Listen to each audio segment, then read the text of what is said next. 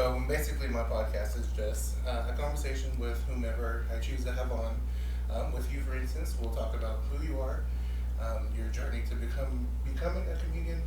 Sorry, your jalapeno was in my potato. Yeah, your journey to become a comedian and just everything in between. So, for people who don't know you, you just want to introduce yourself. Just tell us who you are. Okay, yeah. My name is Brittnee. Stage name is Brittnee Lynn or Brittnee Belden, depending on which persona I'm putting on, I suppose. I am 32. I've got a 10-year-old boy. He's awesome. When I'm not doing stand-up comedy, I am in a burlesque troupe called Blaze Burlesque. I manage dental offices, and I coach my son's baseball team. So super long. Yeah, a little bit of modeling here and there. And, I saw that. Yeah. It's versatile. Yeah, it's busy. Really busy. Right. So growing up, were you always funny, or did you decide, I'm going to take this serious earlier in your years? To be honest, I think I was always funny, but because I was not the cute girl. Mm-hmm. You know what I mean? So I had to develop a personality. So not only was I just funny because I like seeing my friends laugh and stuff like that, but I have a really dark sense of humor, and that does stem from childhood trauma, right? And you just make jokes to kind of get over it. And, but yeah, I think I've just always used humor as a way to get outside myself. Yeah. Was there a time in your life that you stopped using your humor for comfort and start using your humor for actual pleasure?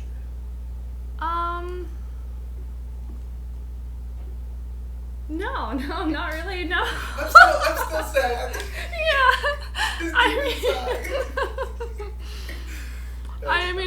Yeah. I am.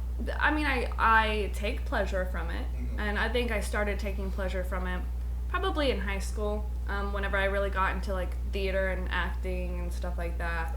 But I still to this day use it for some form of comfort. If I'm feeling really angry or sad about a particular thing that might be traumatic or make me feel want to shut in, I just make really fucked up jokes about it instead. Right. Might as well. So, yeah. Yeah, there's this guy I was smoking with, and we were smoking, having a great time, and he was like, I've done a lot of messed up things in my life.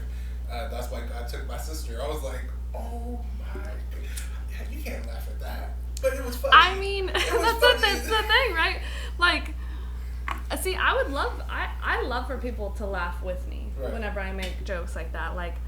I've had a lot of miscarriages. I struggle with infertility, but I have 8 solid miscarriage jokes, and they're fucking funny. So whenever you want to throw some jokes on, I am here for it.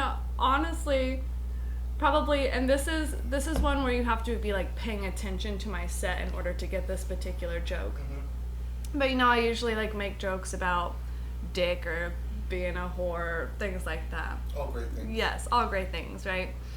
And then I let people know, I struggle with infertility. But that doesn't, it's not that I can't get pregnant, it's that I can't stay pregnant, right? So I let them know that.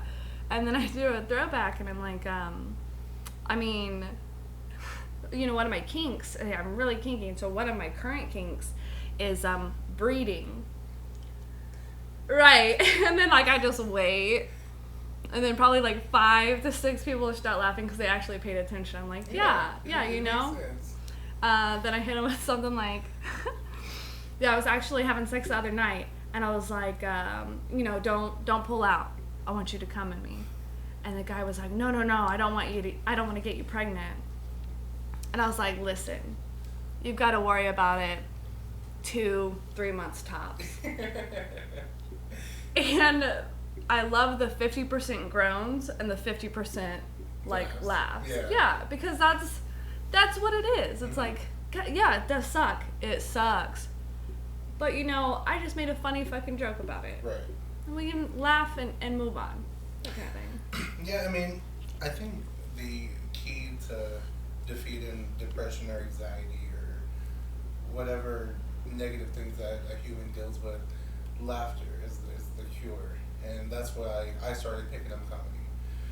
Of course, growing up, that's all we did was make fun of each other, but actually being in control of a crowd, being in control of your own set, and have people genuinely think you're funny, I think is the biggest thing. And they came there to see somebody funny. Yeah. You yeah. know, like they may have been having a bad day just like you. Mm-hmm. So it's always a give and take from the crowd and from the performer. So that's always good. Yeah. Oh yeah. I did drop my blunt somewhere. It was in my ear. I put my headphones on. Oh yeah. So you may have a random blunt. All right. Oh, it's right there. Okay, perfect. So I love how you constructed your joke, and when we were in the same comedy class, that's what we learned to do. Yeah. Give us a insight on when you decided to join comedy, join the comedy class, and how was that experience for you? So it's funny because a lot of people ask me that thinking it's going to be an interesting story. It's not. I went to a comedy show at the Looney Bin with a couple of friends, and I sat there, and I have like mad ADHD. So on an ADHD whim, I was like, I want to do this. Dead ass walked to the bar. I was like, how would I like go to an open mic or something? And then the bartender was Roy. Oh, that's dope. And he was like, hey, I do this class here, gave me his card. I looked up the information, signed up for the class. And then I was like, this is awesome. Started learning like the fundamentals of like structuring a joke and things. And it gave me an appreciation that it's not just going up there and telling a funny story. Right. Like there's a lot of time that goes behind it, like writing and rewriting and telling and rewriting again. So yeah, during it gave me a really good appreciation. I met some really cool people that I still talk to, and that was a couple of years ago. So yeah, it was really cool. That's pretty very cool experience. Yeah, I tried to study like Kevin Hart or somebody and see how they can do an hour-long special. And when you think about it, it's really crowd control. They'll probably have like 6-7 jokes, but the way you say it, the way you breathe or end the sentence, laugh with the crowd, like all of that articulates to the hour. Yeah. And when I was writing, I wrote a joke. I was like, oh, I'm about to kill him with this joke. It's only a 10-second joke. It was a 5-minute set. And I'm like, what am I going to do? So yes, I get that same thing with the appreciation side of people who came before us or even getting into it, because it's really a difficult thing. So you've always been a straightforward comedian, you know, super raw, talk about whatever. Yeah. Was that just always who Brittnee was, or is that who you wanted to be in comedy was the way to release that? I'd say that's always who I wanted to be, but it's not always who I was. Who I was the perfect daughter, perfect student. I mean, like, did no wrong, straight A's, graduated with honors, never snuck out, like nothing. Didn't talk back, nothing. And because I wanted to please everybody. And then years go by of me like doing this and just stomped on. And I guess I have what the people call now like villain era, right? But it's just where I finally had enough of not being able to be me because I was afraid that people would leave. Yeah, that makes sense. Right? And then I just one day decided, you know, I want to be who I am. And so I got a little bit louder. I got a little more honest. I lost a few more friends. But now I am so confident about who I am and about my beliefs and things like that because this is what it is. Right. You know? It's the truth. It's ugly. It's funny. But it's the fucking truth. Yeah. So, and as a result, I am happier and I've surrounded myself with people who like actually know me and can appreciate that honesty. Right. No, and that's a big thing. It's finding who you belong to. Because once you're living a lie and trying to please people who don't have the same ideals or beliefs as you, it starts to get fake in a sense. So you feel like you're just living a story going day by day. And you were talking about losing friends, and for people who are afraid of that, they're not friends. They're just people that you know, or people that you surround yourself with, so you're not lonely. The friends are who you build along the way. The friends are who will support you through everything. The friends are, the ones who I accept your weirdness. Yeah. So that's really cool. So your comedy class, what were you going? Like, did you have any ideas on what you may be doing in the comedy class, or you just showed up open-minded? Were you nervous? I was nervous. I was really nervous, especially after the first class. Well, I went in it really cocky, actually. But then after the first class, I was like, damn it. Like, which I feel like anybody who wants to feel that way, go to an open mic your first time. Right. You know what I mean? But that's what they're there for. And so I think I didn't have really an idea of what I wanted to do, but I had an idea of what my sense of humor was. Mm-hmm. I get into some crazy shit in my day-to-day life. So like all of my jokes stem from a true story that happened to me. Right. Or that I know of. Mm-hmm. And so I was just like, you know what, I could just tell those stories. And so then I tried to start doing that and then had to structure it into a joke. Right. So they're really just about crazy shit that happens to me because I get manic and just fucking go wild. Right. And I think that's what makes it relatable, honestly. So, yeah, just shit I know. No, that's perfect. Sorry, I had a lot of questions in my head. So, during the comedy class, when you started learning how to structure a joke, what happened at the end? Because I didn't finish. So, Right. Did you guys have a set, or did you guys just, okay, have fun, this is the end of your joke, or end of your session? So we had the ability to do a graduation show. Mm-hmm.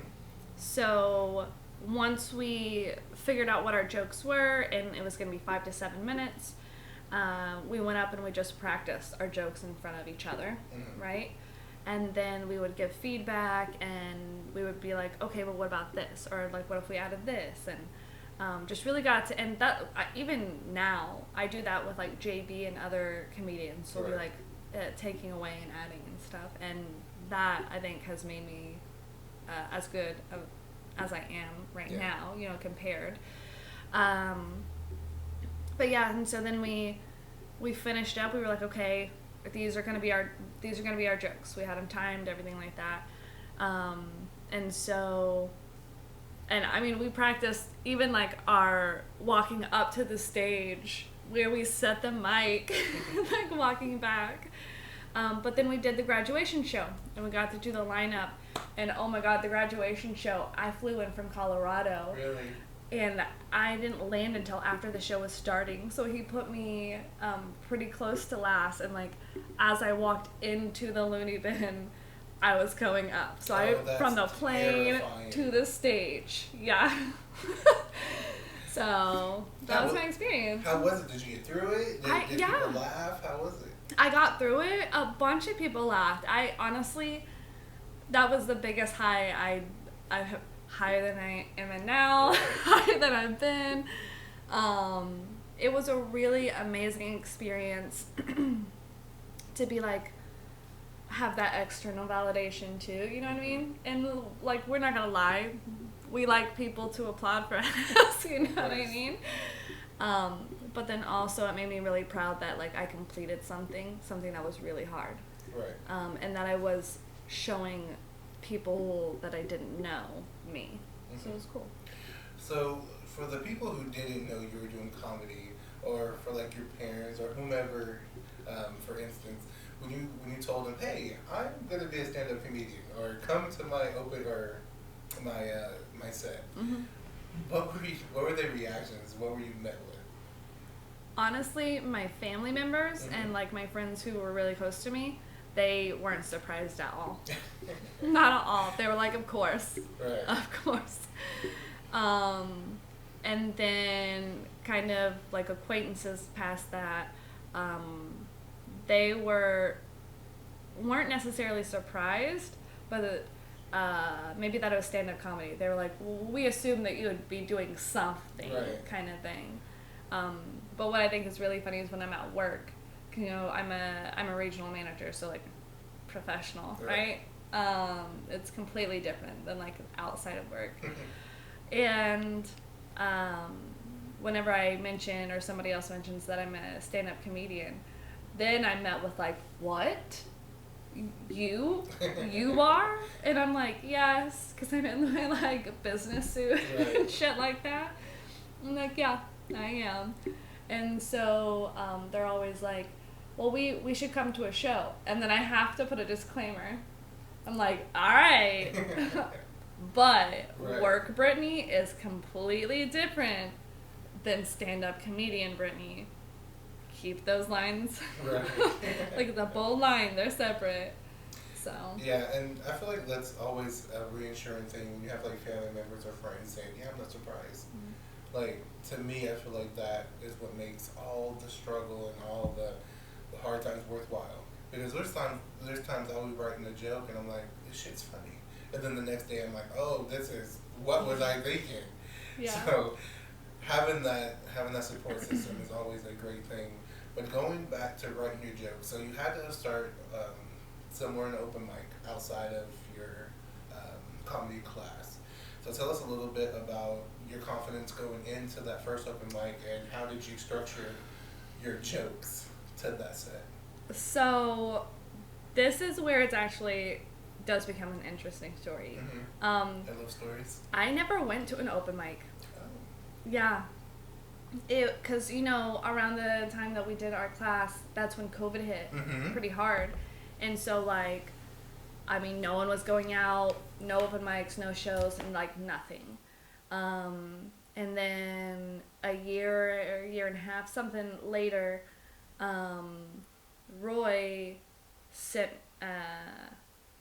I guess, had mentioned to Angela Teague, who's a local comedian, because she was interested in like making an all-female troupe. Okay. Yeah, and I hadn't done anything, didn't really plan on doing anything, and she reached out to Roy and was like, "Hey, do you know any really funny female comedians?" And Roy was like, "I actually have one in mind. She did the show, but she did the class, but she hasn't done anything else." Mm-hmm. Gave her my info. She asked me to be on a show, just like that or whatever, you know? And I was fucking terrified. I mean, just going from, I did one show based off a class, and then a year and a half later into a show directly. No practice, no nothing. And I pretty much just used the same set, right. Yeah. Because I had it practiced and everything. I might have added one or two. And it killed. Yeah. It was awesome. And got to work with like an audience that wasn't there to see me because of a graduation or something. Like a gracious audience, you know what I mean? And it was amazing. And then I got booked on another show at the local Bison, which is a restaurant. And I fucking bombed. Oh, no. I bombed so fucking hard. That's my biggest fear. Oh, my God. The exact same material. Mm-hmm.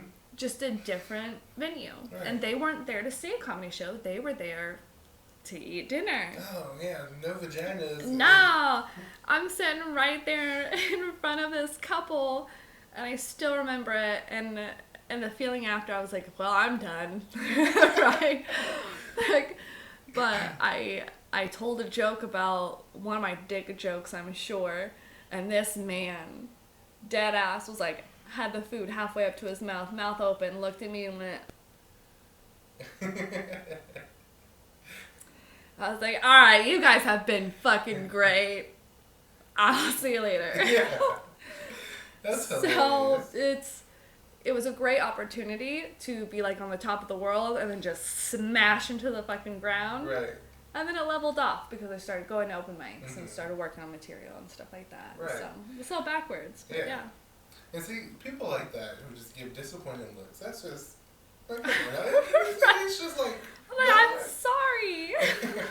so going with that experience and that feeling from that guy, and also being a mother, how did that make you feel about maybe this is not how I'm supposed to be talking, and how did that change? Like, no, this is who I am. I'm a mother, but I'm also a woman. Yeah. I think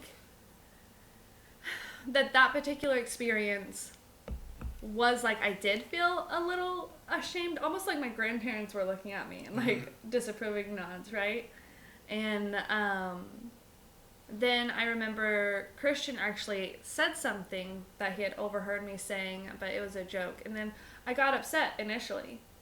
But then like I thought about it, I'm like, but why am I upset? Because other people told me that I should be upset. And I was like, yeah, that is why. And I feel ashamed because other people have told me that I should feel shame. And I was like, but I don't. Right. Like, I'm not ashamed of it. And I don't think that it's a shame that my son knows, like, the truth about things. Right. And the state of the world and stuff like that. So I'm honest, so, yeah. Yeah, and that's what kind of blows my mind of just people in general, especially men, but there's some women who think women shouldn't talk about sex or dicks or vaginas, and I'm like, why? You will suck a dick, why can't you talk about it? Right.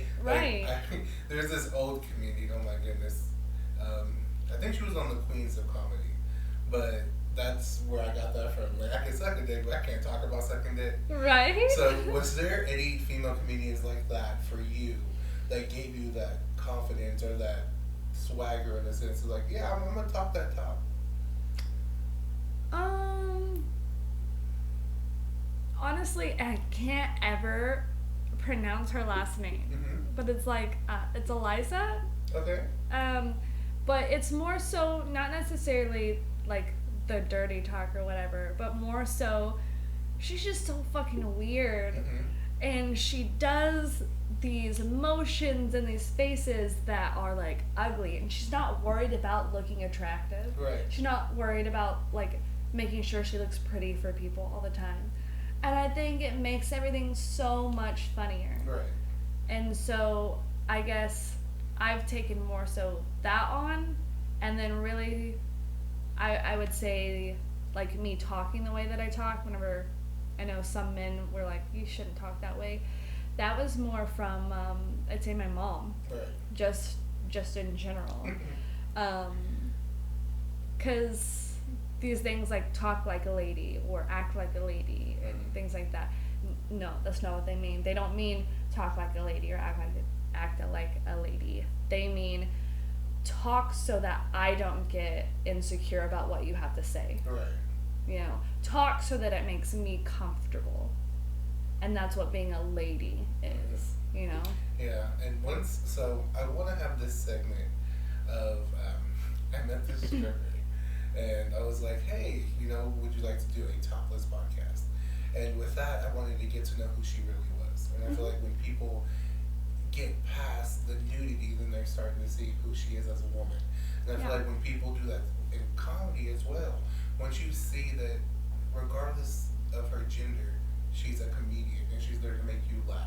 So regardless of whatever she is outside of that, she's a comedian first. So I commend you on that. Thank you. Of course. So what are you doing now? Are you still doing open mics? Are you still with the ladies? Or? I don't. I do the Lovely Lady of Comedy hosted by Angela Teague every once in a while. I do some Evan Hughes shows. He's awesome. I've done Michael Patton shows. Devo shows. It's just the ones who book shows here and there will be like, hey, even Roscoe, they'll be like, hey, do you want to be on this show? I have slowed down a lot though. Now I've been hosting shows. Oh, cool. Like I hosted a variety show, like a labor cannabis show out in Joplin. I'm gonna be hosting a metal show out there in December. So I've kind of moved towards the hosting, which I really like. Probably more than doing stand up itself. Yeah. And really promoting other comedians. I really enjoy that. And then I'm doing burlesque. So it kind of goes in the same situation.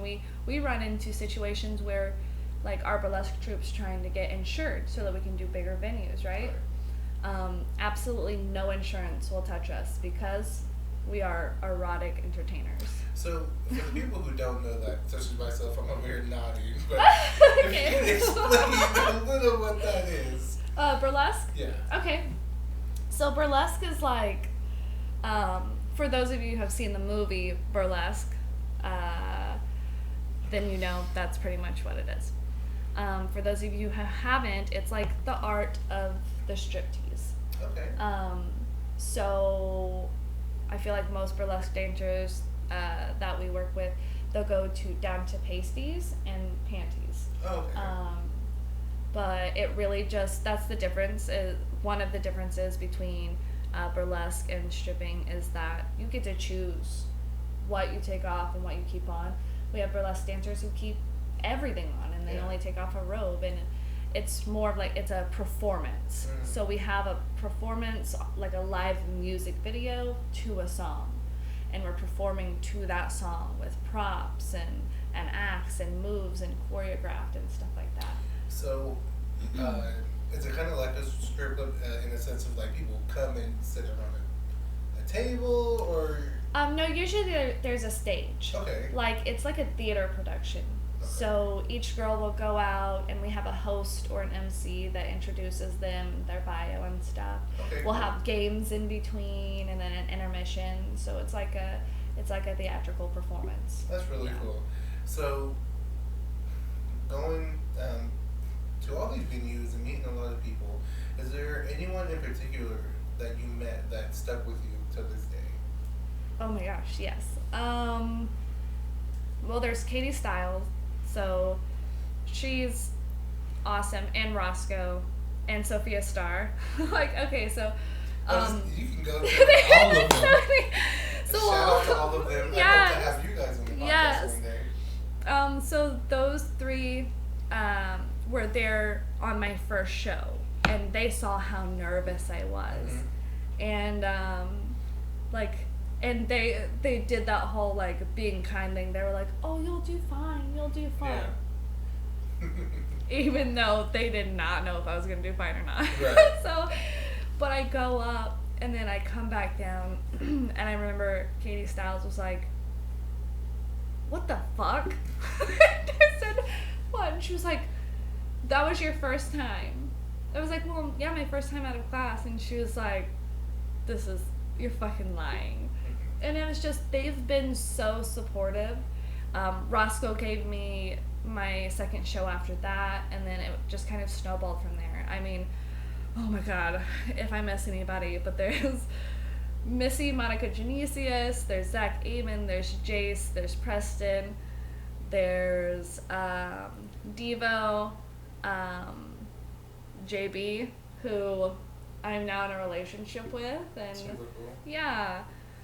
Oh my god, there's just so many. Those were like the original people that I met, and then I met so many more after that.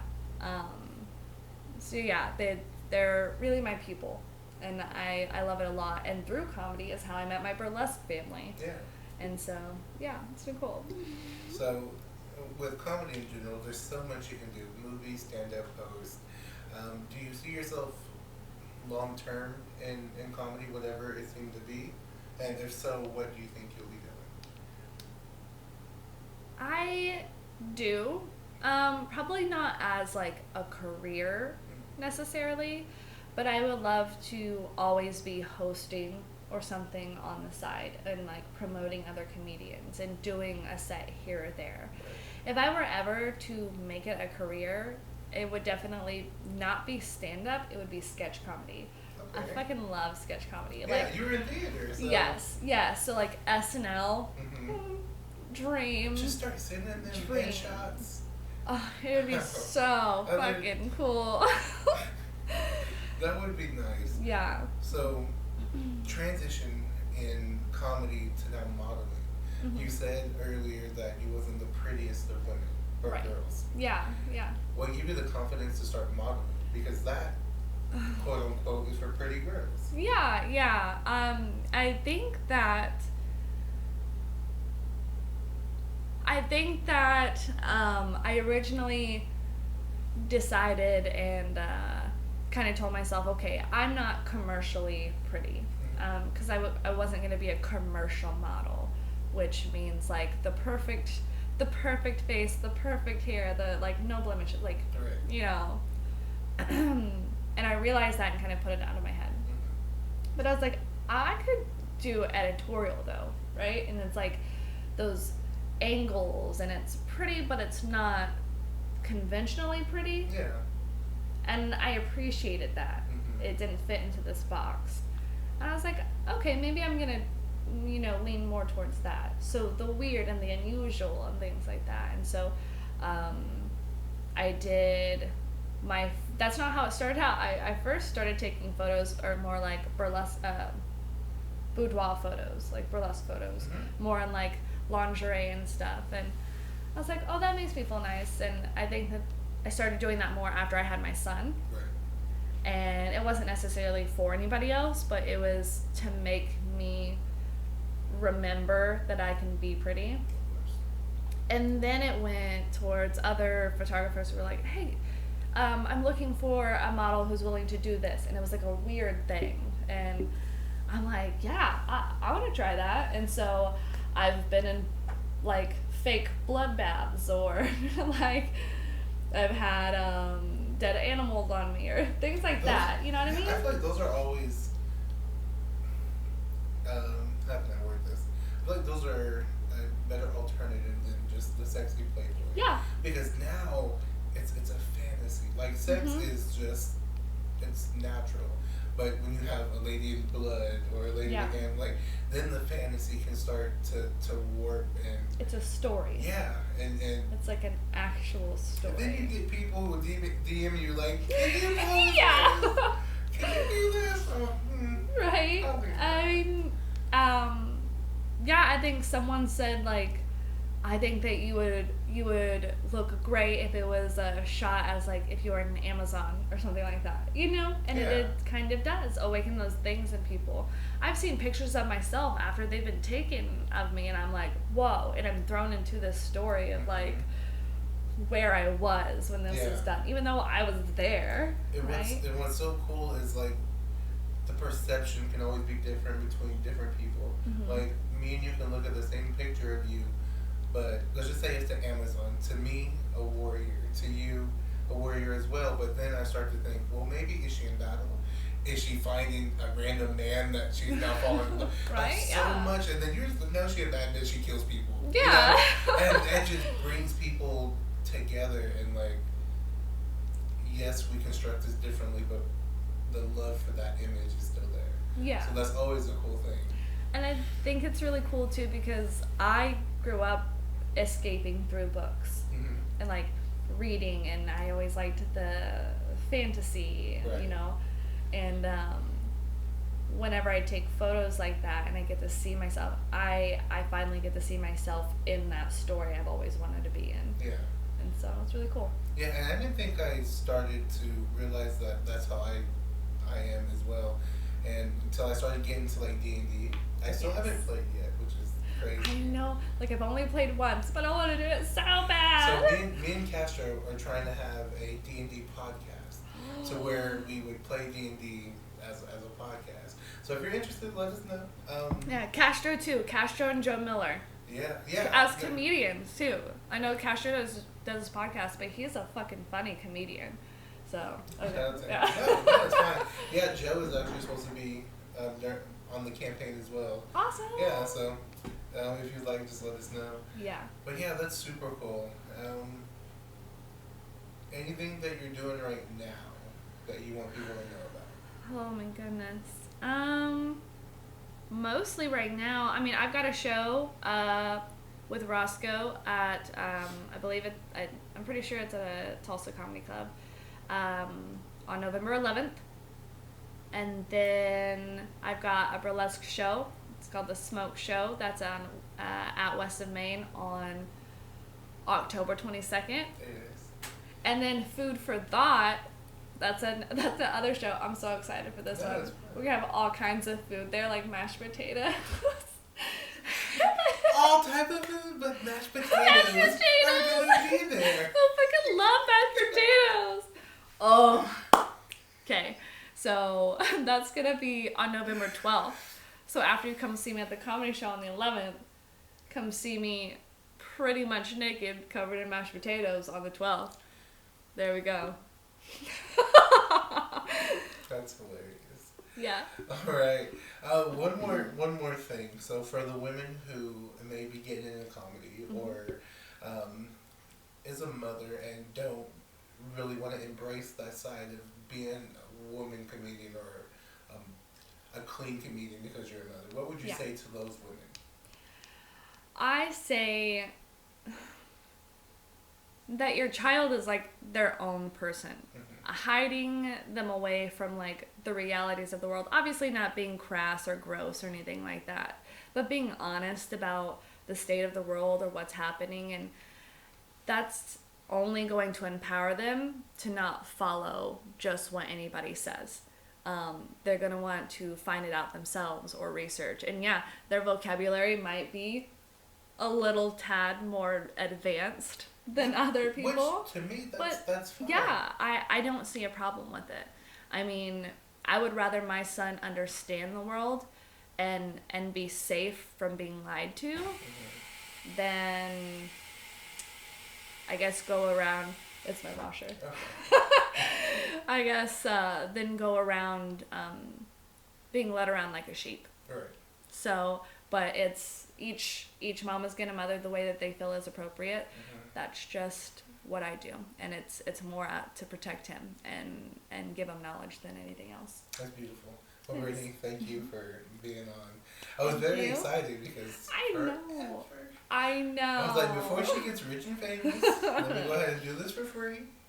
Listen, even if I get rich and famous, all the people that I named, including you, I'll always do shit for y'all for free. Oh, that's wonderful. It's on It's on we camera. just locked it down. That's what I told Sherry.